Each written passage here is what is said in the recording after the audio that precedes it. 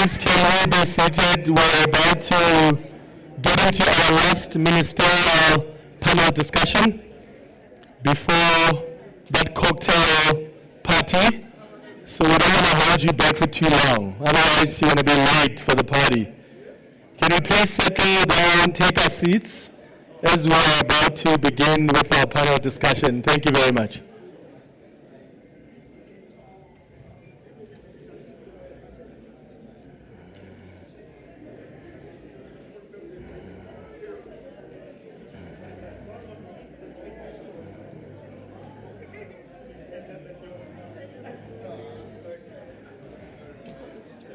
Not join this panel.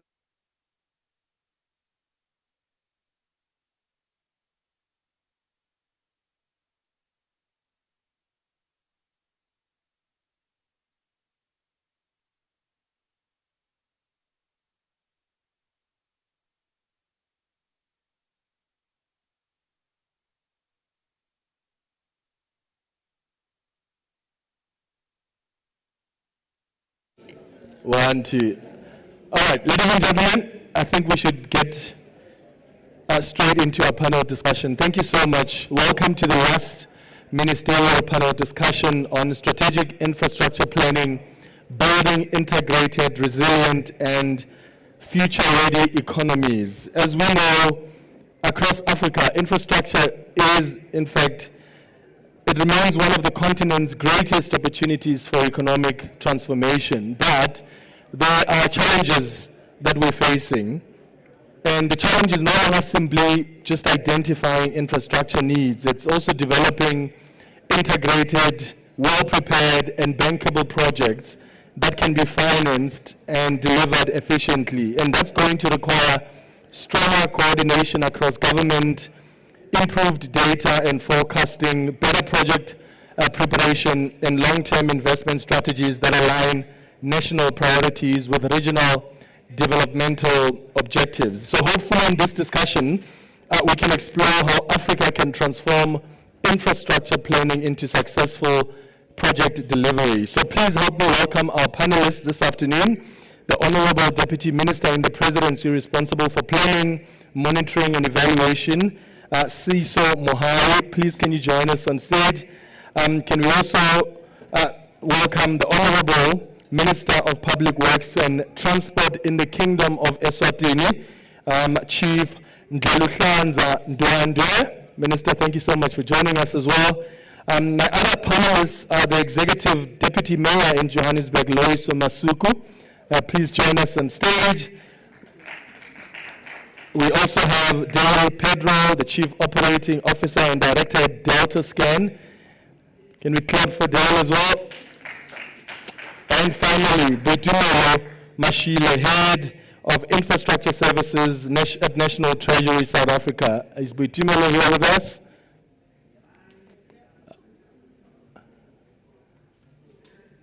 Can we clap for Botumelo?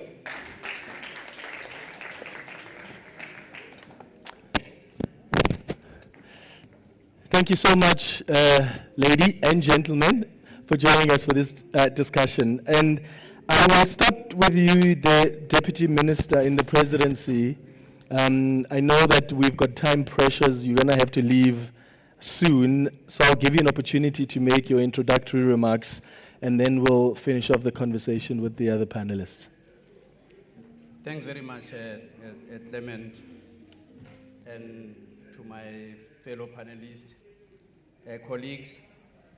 First and foremost, we really appreciate the opportunity to be sharing our ideas here collectively in this very important panel on strategic infrastructure planning, building integrated, resilient, and future-ready economies.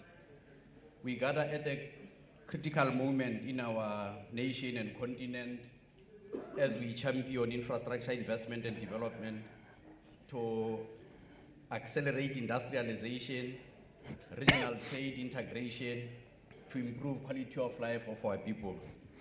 It is appropriate that South Africa prepares for local government in over a period of 2 months.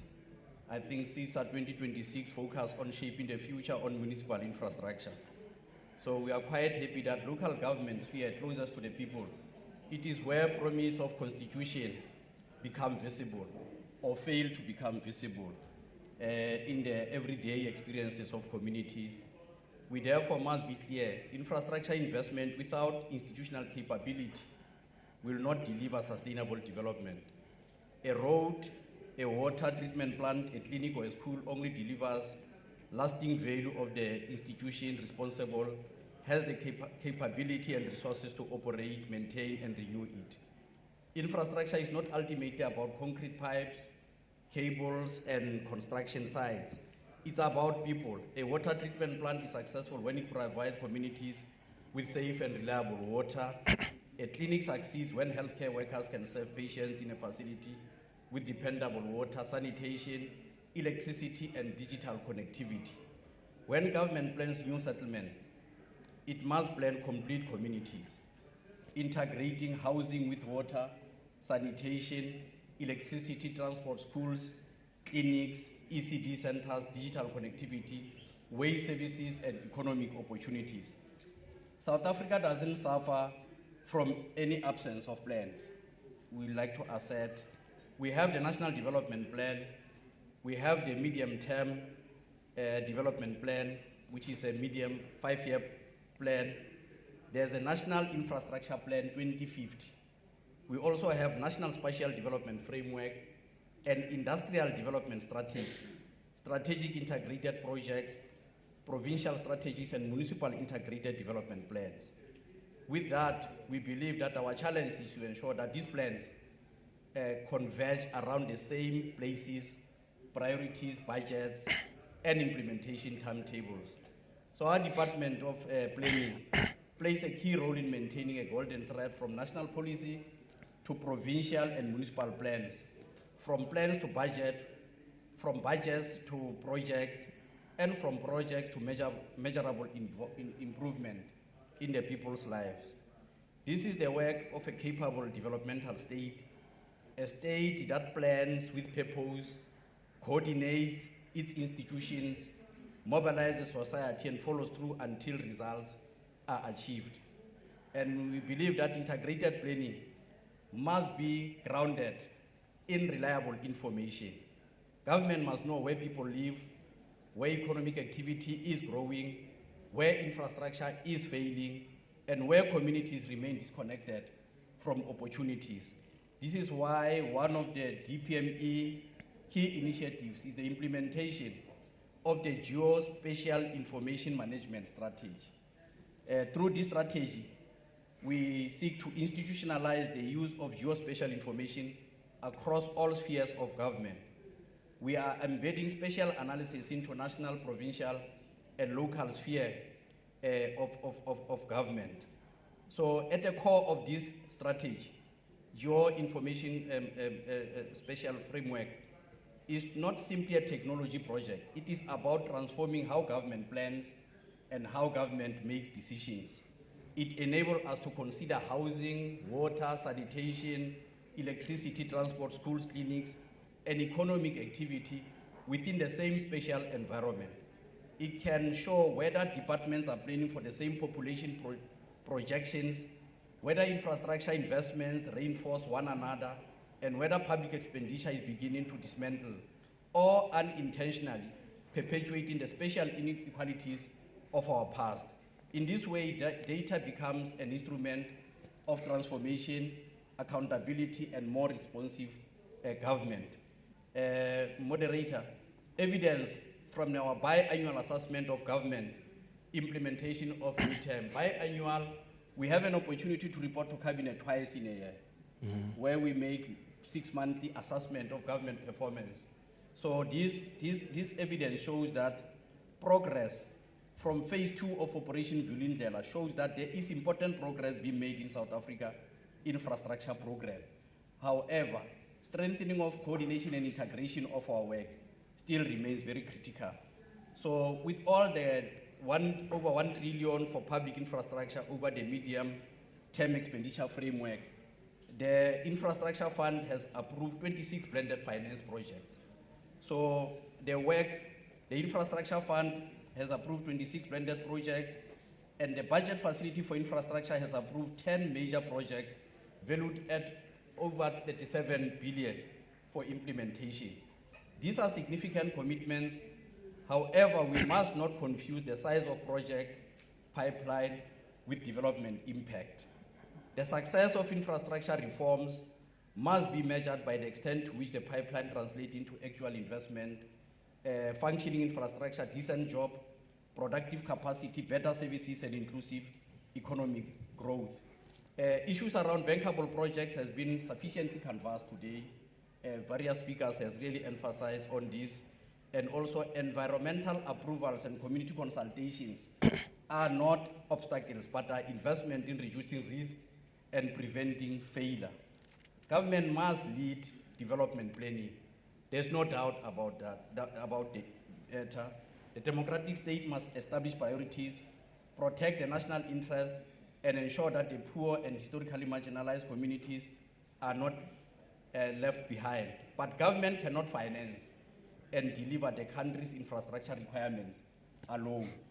We need strong partnership with development finance institutions, institutional investors, commercial banks, construction companies, professional service providers, and responsible private operators. Hence the need for the presence of the industry in this forum. Private capital, innovation, and technical expertise can help us deliver more and better. This partnership must support the developmental responsibility of the state. Our integrated planning model must continue to extend beyond individual projects and municipal boundaries. Development and freight corridors, special economic zones, industrial parks cannot be planned as isolated interventions. A corridor should connect mines, farms, factories, cities, and border posts. It should include energy, water, digital infrastructure, logistics platforms, skills institutions, and local supplier networks. Corridors must enhance trade within continent and between continents. Similarly, special economic zones cannot succeed as an island within a municipality whose water, electricity, and transport systems are failing. The zone must form part of municipality infrastructure, skills, and economic development zones. Many in South Africa would know that what we designate as special economic zones and industrial parks requires serious attention for us to grow the economy across our provinces. North-South Corridor, Maputo Development Corridor, and other regional routes should become platforms for African industrialization and intra-Africa trade rather than merely channels through which unprocessed resources leave our country. Many South African municipalities struggle to recruit and retain engineers, planners, project managers, artisans, data specialists, and experienced financial officials. Some lack complete asset registers, reliable maintenance plans, or adequate project life cycle costing systems.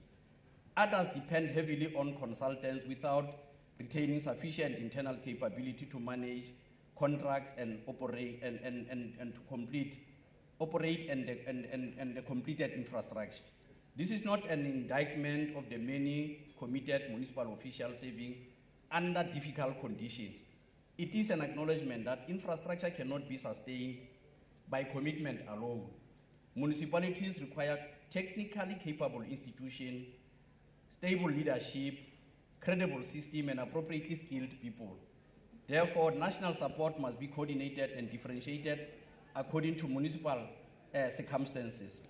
This will enable municipalities to expand their investment programs while those experiencing specific weaknesses are able to receive targeted support.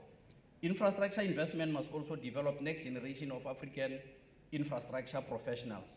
We need engineers, planners, quantity surveyors, project managers, plumbers, electricians, welders, fitters, water process controllers, renewable energy technicians, GIS practitioners, data analysts, and maintenance specialists. Not so long ago, President declared that all the skills that is requisite for water controllers should be more like almost declaring an emergency, that we need this skill as a matter of agency. Skills development must not be added at the end of construction, contract as a compliance exercise. It must be built into the project pipeline from the beginning with major infrastructure programs deliberately linked to universities, TVET colleges. When we developed TVET colleges, we said that they should be relevant to industries which we need to develop as a country. I think it's a matter of agency. That's an area that we really need to attend to without fail. To conclude, moderator, we must collaborate because neither one institution nor one country can meet this challenge alone. We must integrate because fragmented projects cannot create functional communities or competitive economies. We must sustain because infrastructure that cannot be operated and maintained will not transform people's lives. Let us measure progress not only in rand values, kilometers of road, pipelines, and construction sites, but in communities connected, jobs created, productive capacity expanded, inequality reduced, and African economies brought closer together. That is how we'll renew confidence in local government, and also that is how we'll build integrated, resilient, and future-ready economies and the Africa we want. Thanks the most. Thank you so much. Thank you, Deputy Minister Mohai. I've been told that you are rushing with time, so please feel free to excuse yourself, and we'll continue with the conversation. But thank you so much for your opening remarks before we start with the panel discussion. Can we give the Deputy Minister a hand again? No problem. Yes, thank you so much, Deputy Minister. I'd like to give the Honorable Minister of Public Works and Transport in the Kingdom of Eswatini, the Honorable Minister, Chief Ndlaluhlaza Ndwandwe, to give us the opening remarks, and then we'll get into the panel discussion. Over to you, Minister. Thank you, moderator. Our panelists, distinguished delegates and partners, one is honored to participate in this important symposium. And I take this opportunity to appreciate the leadership of the Republic of South Africa for convening us into this symposium. And it is also encouraging to learn that our leaders reaffirmed their commitment in supporting infrastructure projects as shared by His Excellency, the President Cyril Ramaphosa, in the summit recently in Durban. So this is very encouraging. And in a symposium like this, we are provided with a platform for collaboration, knowledge exchange, and regional integration in infrastructure development for our continent.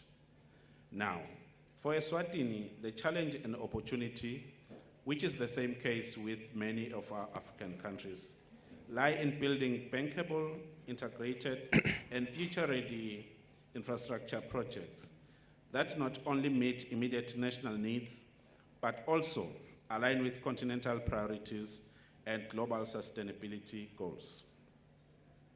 Over the past decades, Eswatini has undertaken significant reforms to strengthen the governance of public investment.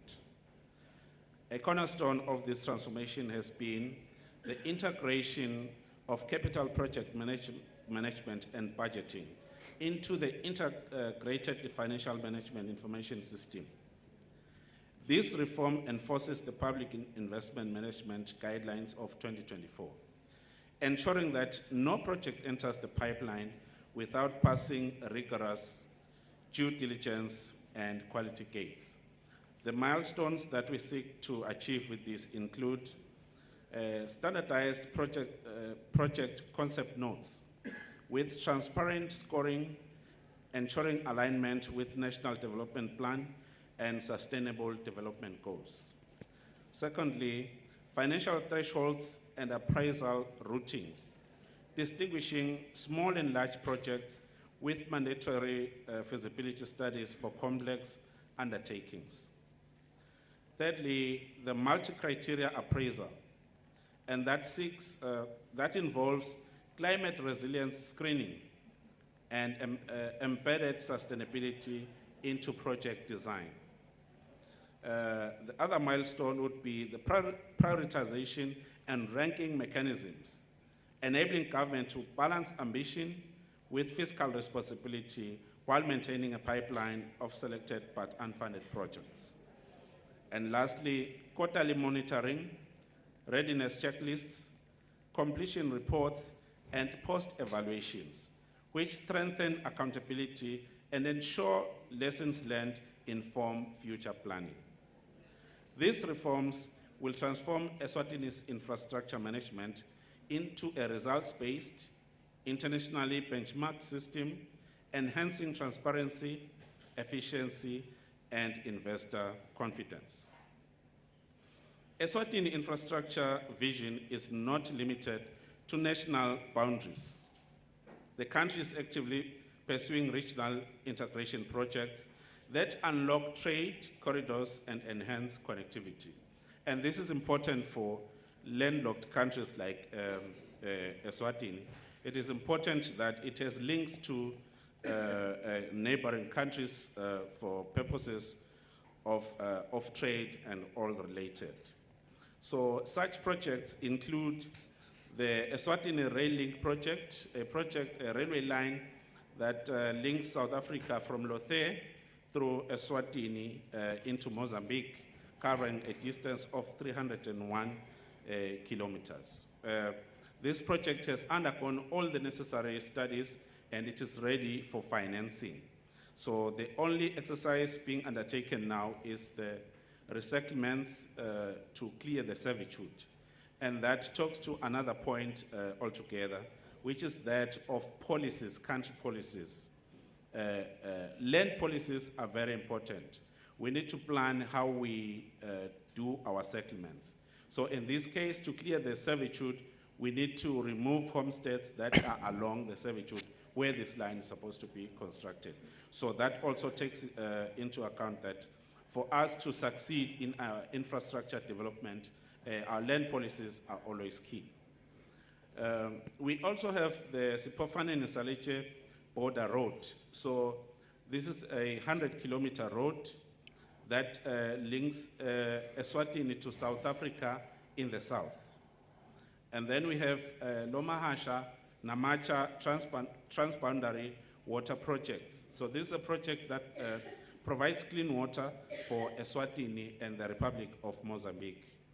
Now we have another project that is ready for financing, a road project being Bulembo Pixpic Makoka Road, a tourism transfrontier route linking South Africa in Barberton and Eswatini in the north. So this route transports tourism in the fact that on the Barberton route, you easily get to the famous Kruger Park. And coming into Eswatini, you have our Big Five. Not only the Big Five, we also have these famous cultural events and many other cultural events that we have Eswatini. By the way, this coming weekend, we are hosting the International Trade Fair along with the famous Reed Dance. So a very big cultural event. So as a landlocked country, we need to connect to all our neighbors so that we attract tourism and other kinds of people coming to Eswatini. We also have domestic projects which include the Strategic Oil Reserve Depot, which seeks to improve energy efficiency. We also have Mkonvongwavuma Water Augmentation Project involving two dams. There is Mpageni Dam, which is over 50% in construction, and Etemba Dam that is about to start. So all these are to commercialize agricultural production and improve food sovereignty.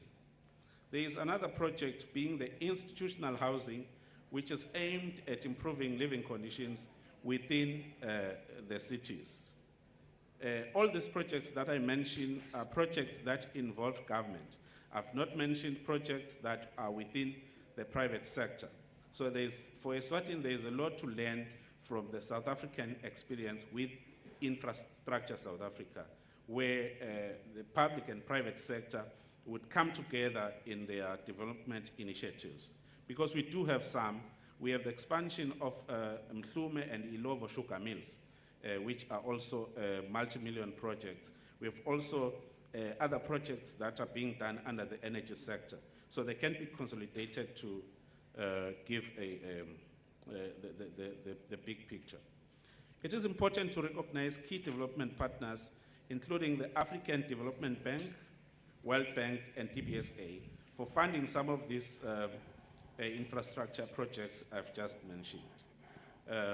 Honorable Moderator, as I conclude, Eswatini's position at SIDSSA26 is clear. The future of infrastructure lies in bankable, integrated, and future-ready projects. Through reforms in public investment management, the establishment of the project preparation facility, and the pursuit of regional mega projects, Eswatini is laying the foundation for sustainable development. We reaffirm our commitment to collaborative infrastructure development, knowledge exchange, and alignment with continental priorities. Together, we can build resilient systems that deliver infrastructure which truly transforms lives. Thank you. Thank you very much, Honorable Minister. I'd like to move now to the Executive Deputy Mayor of Johannesburg, Loyiso Masuku. And Deputy Mayor, when we speak about Johannesburg, I mean, it's quite a complex metropolitan economy. There's significant infrastructure backlogs there. What, in your view, should be the city's top, let's say, top 3 infrastructure projects over the next, 5 to 10 years? Thank you very much, Clement, and a good afternoon. Top of the list would be investment in our reservoirs in terms of water infrastructure. Johannesburg is home to, according to SIDSSA, 5.9 million residents. However, with our migration and the amount of people who literally just come in, we will obviously trust SIDSSA, but we know there are those that are unaccounted for, so the number is more. So our planning has to also consider the more levels of migration that may come in the next few years. So water infrastructure, when we built houses before 1994, houses were built for a family of 4. Now you find that those houses accommodate 12 or 14 people in one household. Therefore, there's pressure in terms of our pipes. We have to repair over 2,000 kilometers of our pipes in the city. Now, that means we have to invest in our water security, energy security as well, reliable energy. We have what we call non-technical and technical losses. People are using electricity illegally, so we have to deal with the pressure in terms of our energy network. So through our energy company, City Power, we have to invest more in ensuring that we look at different energy sources where we're able to then provide reliable energy. Of course, working with Eskom, because we do have areas in Johannesburg that are still Eskom supplied. City Power has not fully taken over the entire supply. And I think the third one for me would be road infrastructure. Earlier on, the panelists, even yesterday, most of the discussions was about if you want to talk about growing the economy, there has to be reliable transport, because your business, whether you're moving roses or whatever you're transporting, you need to make sure that your logistics team is not affected. So you need reliable road infrastructure. You don't have to be worried about diverting to another road. You know that you're using this route, because then that assists your business. And all these three are interconnected, Clement, for building a strong economy, because if there's no reliable energy, you then have to spend more money on your business and buy a generator. So we have that responsibility as government to make sure that we don't add that extra cost. If there's no reliable water, it's difficult for you to operate, and when there's no reliable energy supply, of course, it's difficult to pump any water supply in any case. The road infrastructure as well becomes important in how we maintain the bridges. So for me, those, and they are not in any order of priority, but they come up top of the list for me in terms of how we make sure that Joburg is able to make sure that we create an enabling environment for business, for residents, and so that it's an environment where our economy can thrive. Yeah. Dale, do we have enough data that sort of informs the decisions of the authority? So maybe we can talk about the integrated infrastructure information system. What does it need to include so that it better serves our leaders when they're making decisions? Thank you, first of all, Clement. And also thank you to Infrastructure South Africa for inviting DeltaScan. I really just want to kind of echo the sentiment from Mametse in her previous address, where she said that it really just comes down to visibility.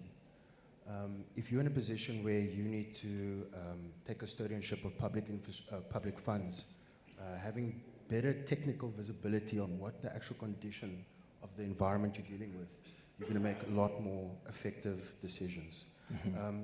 A good example is the cost curve of infrastructure. It's not linear. There's a specific point in the cost curve of infrastructure that if you implement funds, you maximize the amount of infrastructure you get for the money spent. And the type of data that promotes that is dynamic conditional data.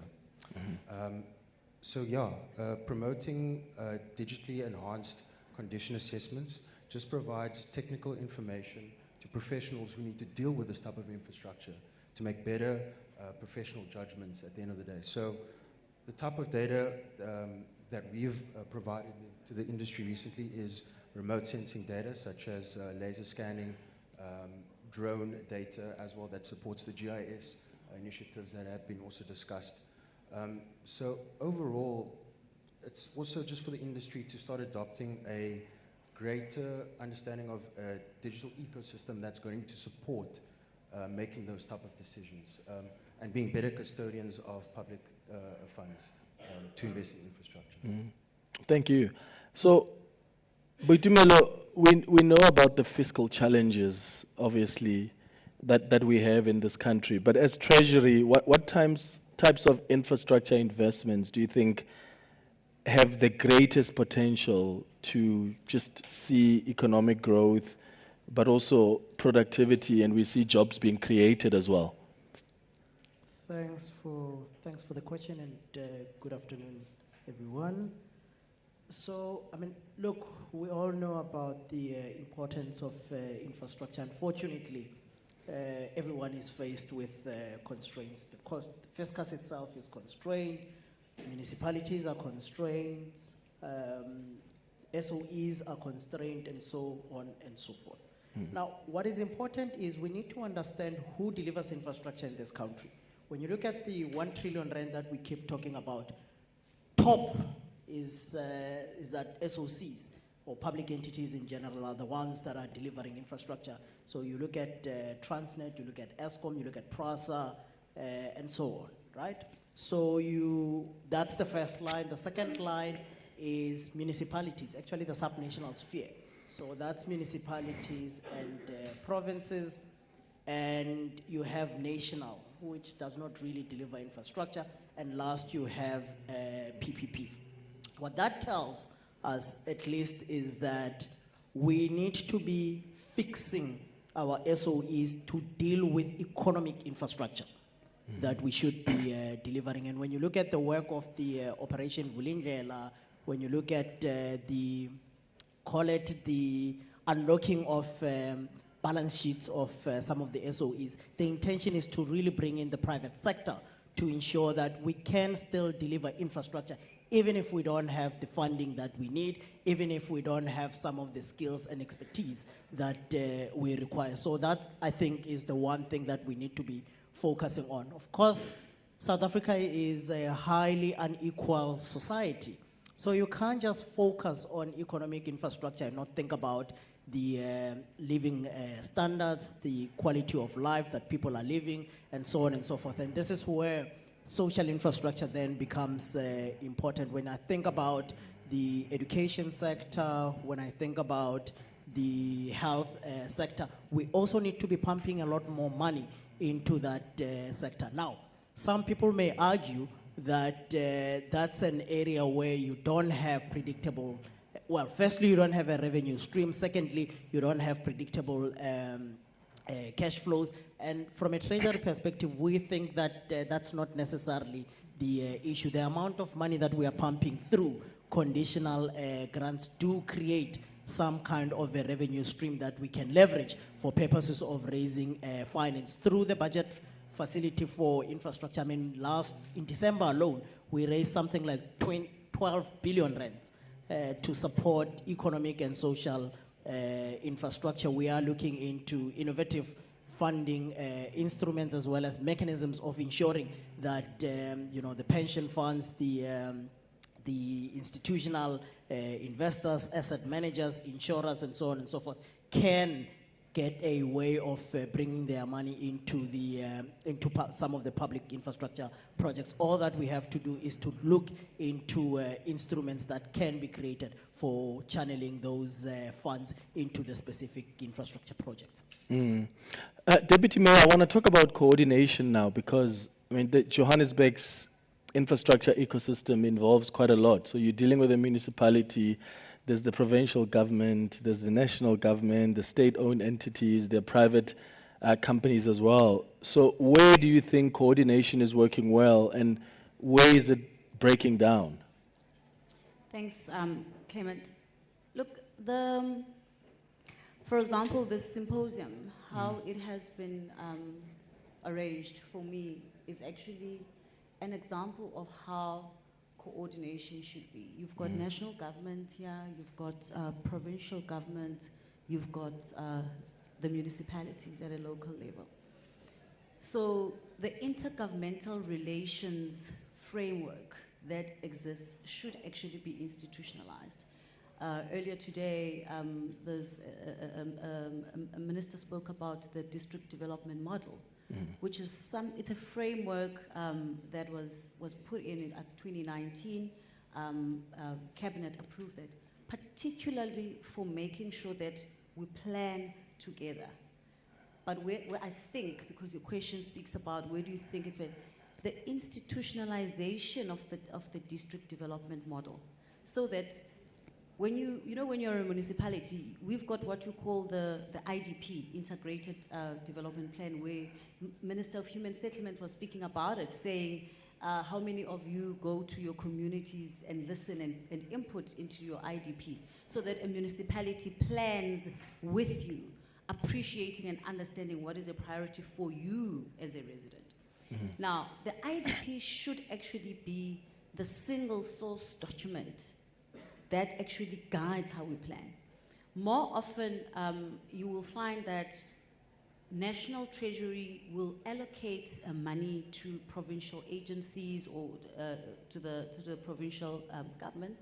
They build a clinic or build any infrastructure project, then the municipality is left with the responsibility to maintain, but we didn't plan together. And then earlier on, the minister also spoke about the delays in terms of how she used the example of the Lufereng project that finally was able to, 8 months later, because the city was not consulted from the beginning. So that integration is important because all of us, what we want is for citizens to just get the services done. If they want housing, all of us collectively can do that, provided that the municipality from the beginning is taken on board and we work collectively. So for me, critical, it's the ability for all spheres of government to work together, but understanding that we've got a 5-year plan, which is obviously yearly, where we go to communities, the IDP, and that actually anchors how a municipality functions, because we then take that IDP, translate it into what you call the service delivery implementation plan, and then you pass a budget over that, because then that budget is informed by what the communities would have wanted. Yeah. So Dale, then there is then agreement about the importance of data. I'm just wondering, what are the benefits when it comes to just public spending outcomes. Would you say that there is evidence that this data-driven privatization is actually leading to an improvement in public spending outcomes? Definitely, Clement. In the past, if you have to look at legacy workflows to determine intelligence around investment decisions, a lot of it is based off estimations. And that estimations obviously create room for gaps in spending. Now, when you integrate spatial technology, spatial information, and you actually capture what is actually happening on site and where this infrastructure actually interfaces with society, you get a lot more of an accurate picture of how that money will affect that infrastructure. So in terms of, is there evidence? Yes. We just delivered 500 schools through ISSA to the Department of Education, doing conditional assessments so that we could accurately understand what is the actual condition of these schools. And then with that, we've integrated layers of architectural assessments, and then also added in the quantity surveying aspect. So in terms of proof, we've proven that layering and consolidating spatial data actually has a monetary effect on spending in that specific space. So yes, there definitely is evidence of that, Clement. Mm-hmm. Just to wrap up with you, Boitumelo, what do you think is the importance of just that coordination? And from where you're sitting at Treasury, is that happening? Just the coordination between the different spheres of government? What are the impediments? Yeah, so look, coordination is happening, but I think that coordination is not happening at the, to the right extent. Let me just maybe talk about it in this way. When you think about the way in which government does infrastructure projects, you will see that for the most part, I mean, there is coordination and there's alignment between national provinces and municipalities from a top-down approach. So when you look at the National Development Plan, when you look at the MTDP, Medium-Term Development Plan, when you look at the NIP 2050 and several other plans that we have at a national level, and you cascade that down to provincial growth and development strategies, and you even go to a municipal level where you have IDPs, spatial development plans, framework, and so on and so forth. You'll see a lot of coordination and alignment at that level. The unfortunate thing is that the more you move away from strategic planning into more projects, that's when you start seeing some disconnect. And what I mean by that is, for example, when you think about the project preparation that needs to happen, it's not that people don't know these are the projects that we have to do. They just struggle, as an example, to translate what is in the plans into feasibility studies. And National is sitting there looking at provinces and saying, what are you doing? Or provinces are sitting there looking at municipalities and saying, what are you doing? And I suppose the converse is also true. When you look at what happens within the budgeting process, you will know that from a planning perspective, you don't really have a lot of constraints from a resourcing perspective, right? When you come into the budget process, you have a binding constraint. We can only fund this much. Again, we go back and forth around, should this be a priority, should it not? The municipality is saying this is our priority number 1. National is saying, well, this is priority number 72, right? And that's where, again, you lose a little bit of, you don't see full alignment in terms of coordination. And I think the example that was used here to say that in the human settlement space, what you see is the need for coordination at 3 spheres of government, which doesn't always happen. And loofering is one of the projects that I worked on from a BFI perspective, and we kept on asking, do you have the support of the national government? And we were told, why do we need one? And I said, no, you need one because at some point you really need to ensure that the money that comes through from the National Treasury, if it is decided that it will go via the National Department, then they need to know what to do with the funding. Sometimes they get allocated funds and they say, we don't know what to do with this money. We don't know anything about this project. You did not consult with us. You did not do this. You did not do that. So again, even at that level, you see some level of lack of coordination. And I think the last element for me has to do with the issues of operations and maintenance. It's not enough to just build infrastructure. You have to maintain the infrastructure. You have to operate efficiently your infrastructure. And sometimes, again, this is the case that you see, that you deliver this infrastructure. Those that are responsible for operating and maintaining the infrastructure are saying, well, we didn't know about it and therefore we did not necessarily budget for it. So in theory, there are mechanisms of ensuring that there is coordination across spheres of government, and those systems do work to some degree, but I do think that there are big areas of improvement. But I also just maybe want to end on this point, the role of ISA. Let's think about what the role of ISA is, and we can think about it in three ways. One is to help with project preparation, which is not necessarily the issue. The second one is in respect of unblocking. That's also fine. The third role, it's actually in respect of coordination. So one of the things that I would like to challenge the ISA leadership is to really go beyond what they have been doing. And I know that they've been doing a lot to say that we will continue having suboptimal investment outcomes if we don't fix this coordination issue. Yeah. And ISA is right at the center of that. And I think they have a lot of work ahead of them to ensure that as we pump more money into infrastructure, then coordination issues are equally addressed. Well, thank you very much. Well, Isa is here and listening and nodding, so that's definitely taken up.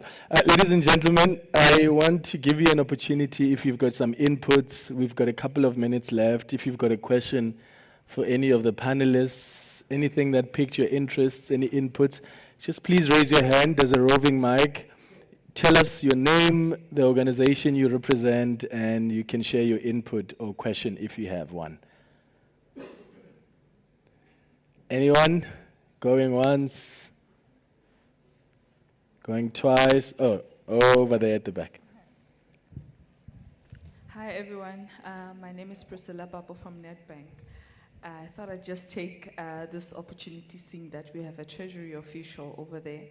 I think something that we always think about as bankers, particularly when it comes into the municipal space, is that is there truly a way from a banker's perspective to ensure that debt service can be ring-fenced? So are there mechanisms, either through even the conditional grants that you talk about, to the extent that a municipality would have delivered on whatever it is that may be tied to a conditional grant, that we then peg ourselves through those conditional grants to ensure that our debt service is then guaranteed?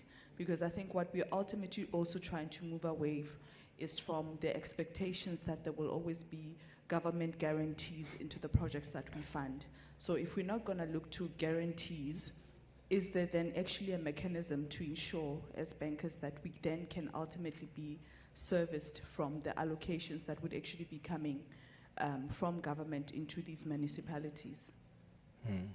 Thank you very much. Yeah, thanks, Priscilla, and it's good to see you. Look, what I want to say is we've been implementing a number of reforms as the National Treasury and as government to really improve the scale of infrastructure investment as well as the quality of spending. And one of the issues that we have done over the recent past is to look into conditional grants. They are significant and they have been, allocated to especially provinces and municipalities, but we have not necessarily seen the kinds of impacts that we were expecting. So we have done a review of the entire conditional grant system, including on infrastructure conditional grants. And one of the issues that we have been confronted with is that in parallel to that, we have enabled what is called pledging of conditional grants. In other words, or even front loading. And what that means in simple terms is that instead of just looking at the next 3 years and saying that this is my funding source, we are saying that you know that these conditional grants are not going to go anyway. So if we can leverage those for purposes of raising finance upfront, so that we use a portion of the conditional grants to repay some of the loans, then we should be enabling that. And we started with provinces, I think 2-3 years ago. One of the things that has been surprising for me is that when we enabled the pledging of conditional grants, it wasn't really taken up, which suggests to me that there is some risk averseness within the system, not from a treasury perspective, but from the sponsors' perspective. What is important though is that you cannot take a conditional grant in a municipality. Let's take MIC, the Municipal Infrastructure Grant, as an example, and you want to allocate half of it to a project, and within that half, let's just say 90% of that, which would be something like 45%, you want to ring fence that for purposes of repaying your loan. So there are some safeguards that you need to put into the ring fencing that you do, because if you don't, if you get to a position where you have tight fiscal environment and you have to reduce the amount that is allocated to the conditional grants, you are sort of bound by some of the arrangements that have been done.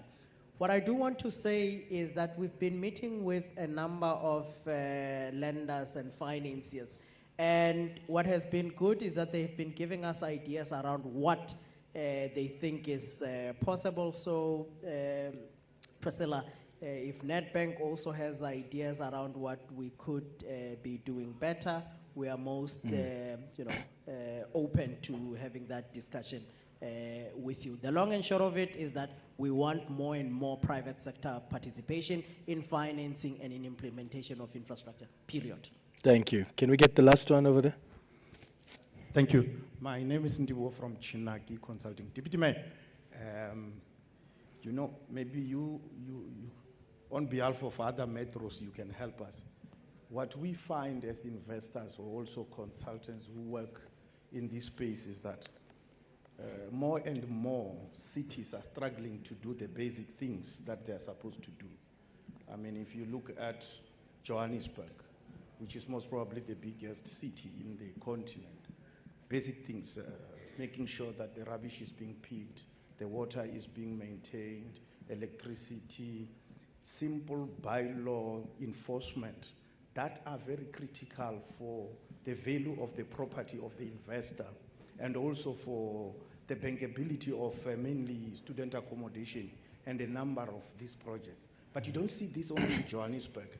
You see this also in big metros like eThekwini, and also you are beginning to see it in some of the small towns, that are also receiving a big number of people, university towns and all of that. When you look at it, why are we having these problems? I mean, I know you are very firm on officials doing what they are paid to do. What are some of the reforms that Joburg or some of these cities are putting in place to just make sure that these city officials at the agency that is supposed to collect rubbish bin, who's got a very good salary as CEO, and the executives that are there, they do what they are paid to do, which for me, I mean, I find it boggling that it's beginning to be an acceptable struggle that these entities that we have created, where there are very high salaries, massive investment of infrastructure, all of them are struggling to do these things. Where do we go from here? Thank you very much. Deputy Mayor? Thanks, Clement. I'll actually start, sorry, your name, sir? Papai. I'll actually start by commending National Treasury in terms of the trading reforms, because it speaks directly to the issue you're raising of basic municipal services are supposed to be rendered. But what becomes a challenge is that for the longest time, we have not been ring fencing. Now, with the institutionalization and National Treasury being very clear that money that is meant for electricity must remain in the electricity utility and account and must be utilized for that.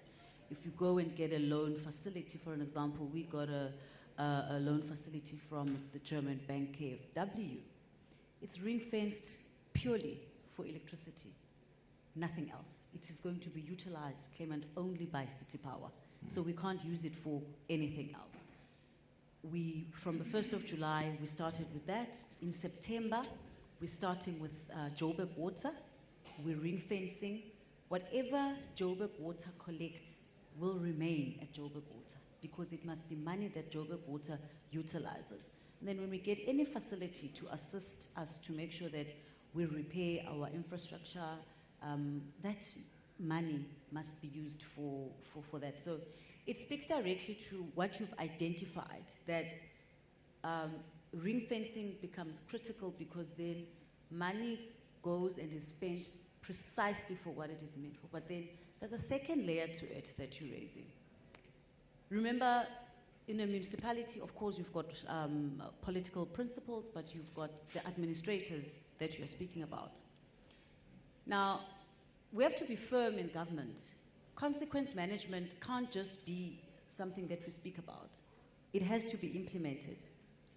The AG comes out strongly on wasteful, fruitless, wasteful expenditure, unauthorized expenditure. It doesn't necessarily mean that we are accusing anyone of any ill-doing or corruption, but there must be consequences if you spend money that was not meant to be spent in a particular way. Mm-hmm. There must be consequences if your key performance indicators as an official are not met. However, the money is not there, it's finished, but we can't explain. The road is half finished. So the culture of making sure that in government we hold accountable those who are seized with the responsibility. Because your point is about, waste management, it's not just a service, it's an essential service that we are obliged to actually provide. It's a sore eye. It can also become a health hazard to communities. And remember, we have tariffs that we put out to residents. They pay. So it's a service that we have to provide. So to your point, for me, we have to be firm and make sure we don't compromise on the ring fencing principles, Clement. Number two, we have to discipline enough, and the accounting officer has to hold those who report to them accountable. And us as council, we have to make sure that we are non-negotiable when it comes to the principles of consequence management, the disciplinary board, that also is a regulation that has been put by government to make sure that we deal with issues of financial misconduct in an event where money was not actually utilized for what it was supposed to. And then I think we'll get things right. And for me, that's just what the kind of culture that we have to have in government. Thank you so much, Deputy Mayor. Ladies and gentlemen, thank you so much for attending this last panel, the ministerial panel discussion. Please help me appreciate Minister Ndwandwe from Eswatini, the Deputy Minister Muhai, who had to leave earlier on, and my fellow panelists here, the Executive Deputy Mayor Loiso Masuku, Dale Pedro, and Boitumelo Mashile. Can you give them a hand? Thank you very much, ladies and gentlemen. Please enjoy the cocktail networking session. It's just across this venue by the marquee. Enjoy yourselves. We'll see you there.